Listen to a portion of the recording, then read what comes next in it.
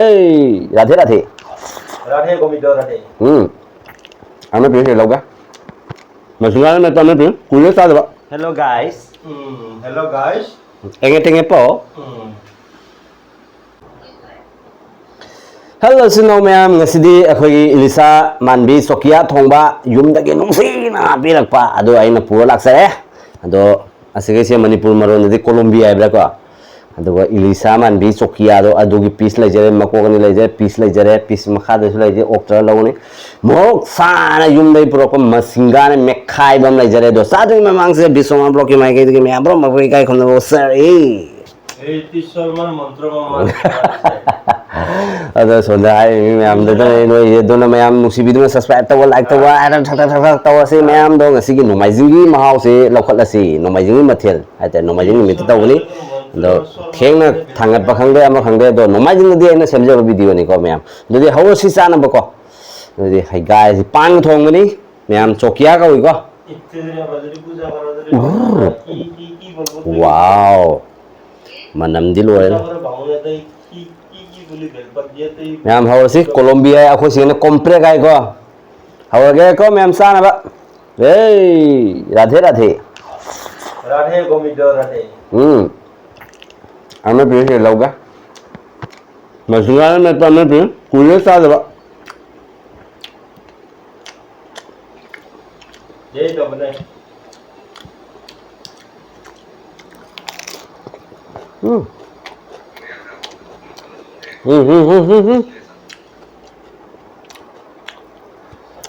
नहीं है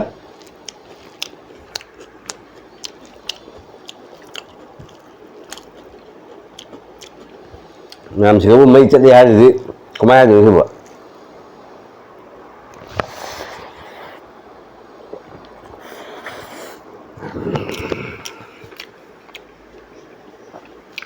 मैम मतलब तो फैन था दिखा दोनों फैन का साउंड तो अलग कौन कोई भी नहीं फैन तो अलग साउंड स्पीड तो स्पीड कितना नहीं था कि फैन जा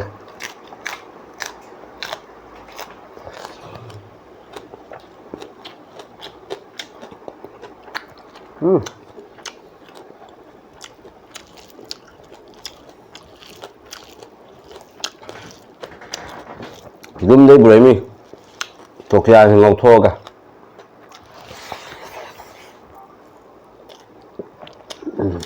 my piece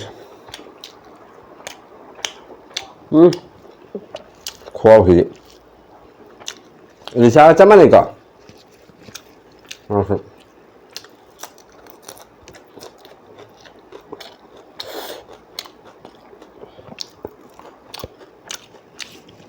Đây.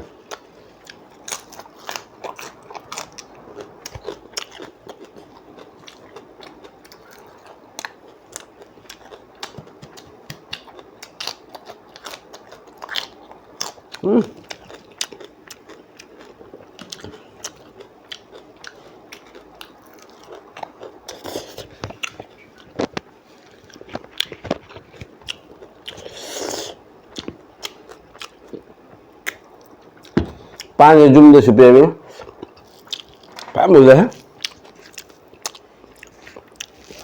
pan ji imana hapsa lai mi nusi ni ko hau ra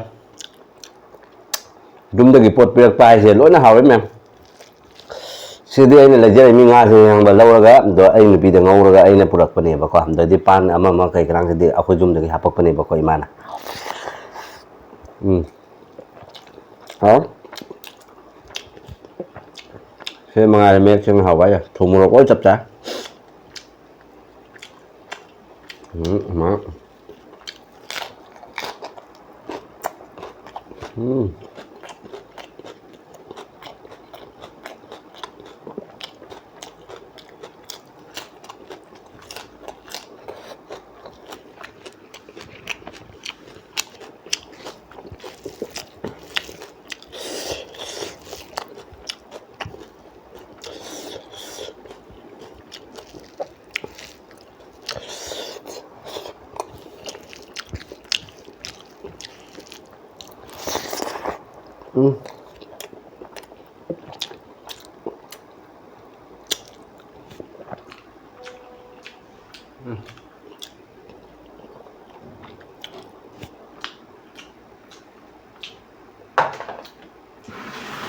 Hả?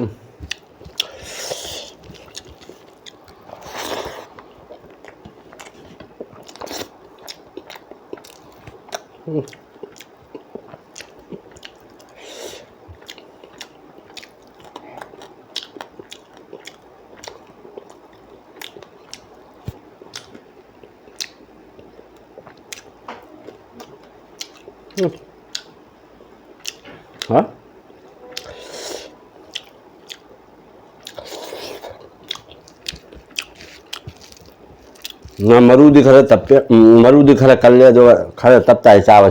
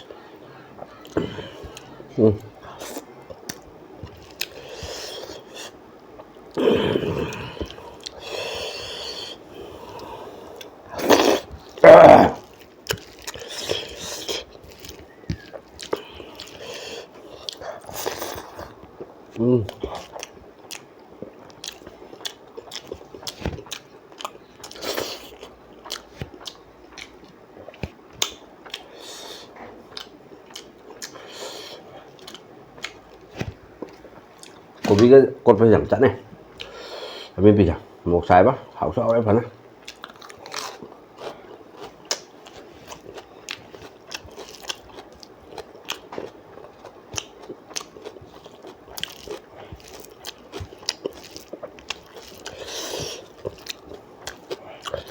Masingana Metpa Ametpi Amagi Mahao Chap.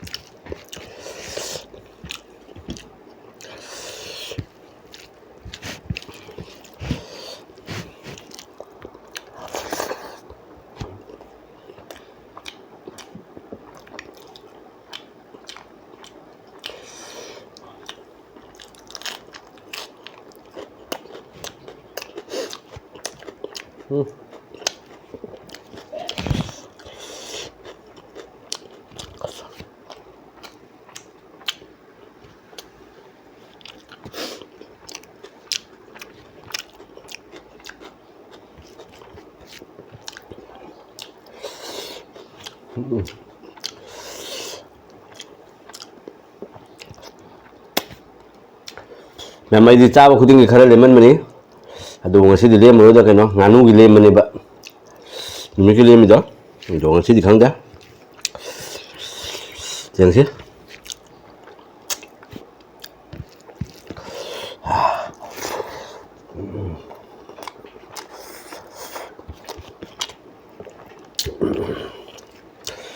khatang lemon la nganu gi hapu ga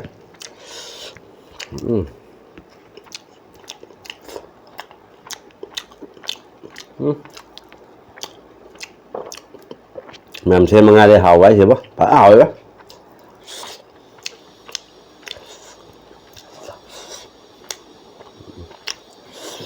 Manipuri nó cái hay nhá bác. Aku sih na Chokiya ai ko, Elisha manbi do.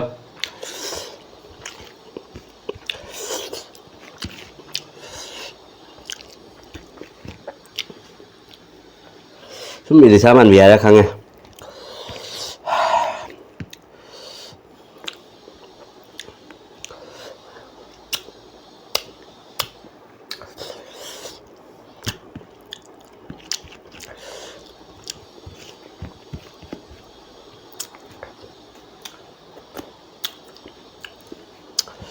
Maru samta chup tho da nong do ge.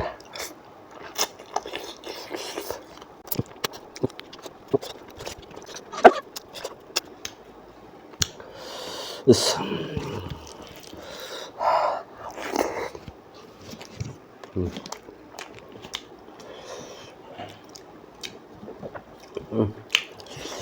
Pok kaya.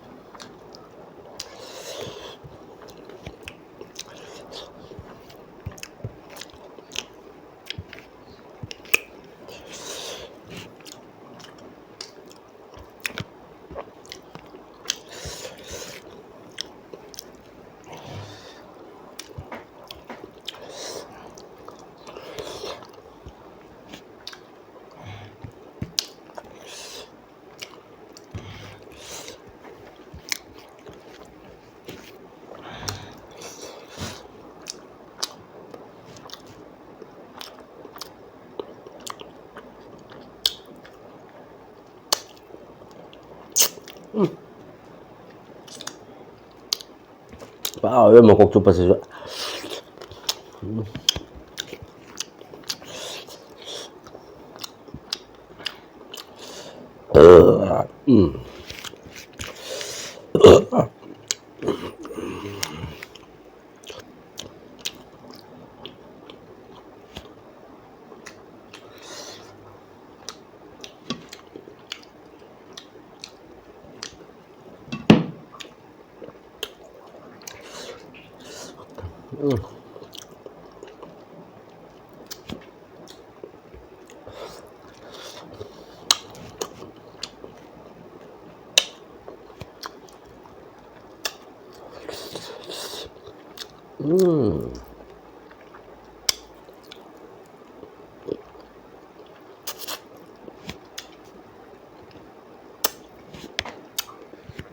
Ôi má.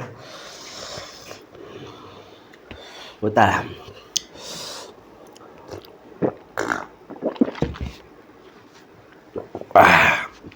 Mà Elisha Amagi Mahao Chap Chana Fangi bo mem. Haibadi Elisha Amagi haibani ba ko. Chokiya sa. Sema tin thi ne te ko. Pa hora. Thế làm bốc ta đấy. Mình này cha phẳng lên đấy. Thế nè. Làm bốc ta đấy khuôn nung mà nằm sẽ làm như bùm tay này coi. Rồi em phải xịt bùm ấy. Thấm tay mấy em rau đi tu. Em rau đi bạn. Rồi mấy em nung xịt video mấy em like and subscribe tao mấy em. Ha, mấy em mà thằng sẽ cái này thì một số sao cái em một số phá sai hảo sau đấy. Next sana do matang video da kali tahu bahkan gitu do mayam matang se video se kanya se mayam bye bye tata